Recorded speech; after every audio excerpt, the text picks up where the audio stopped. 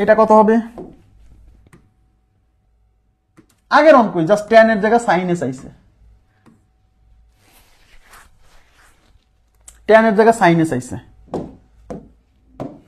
এটা কত হবে বলেন?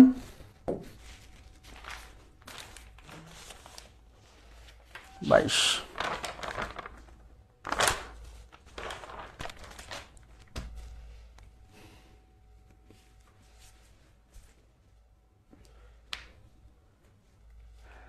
একই কোশ্চেন, সাইন আর কজে একই চিহ্ন বিশিষ্ট না, তাহলে এই কজে আবার পজিটিভ দিয়েছে, তাই কজে পজিটিভ, দেখেন এই কজে কিন্তু পজিটিভ, তাই সাইনে কজে যেহেতু একই চিহ্ন বিশিষ্ট, তাহলে কজে পজিটিভ হলে সাইনেও পজিটিভ হবে।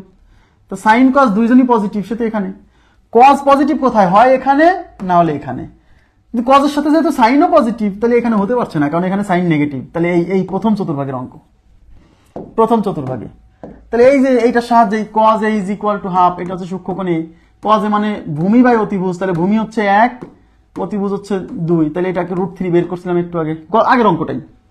এবার চাইছি কি সাইনে, তাহলে সাইনে ইজ ইকুয়াল টু লম্ব বাই অতিভুজ, লম্ব হচ্ছে √3, অতিভুজ হচ্ছে 2, তাহলে √3 ডিভাইডেড বাই 2। যেহেতু এটা প্রথম চতুর্ভাগের অঙ্ক, সব পজিটিভ, মানে সাইনের মানটা পজিটিভ আসবে। ক্লিয়ার কিনা বলেন?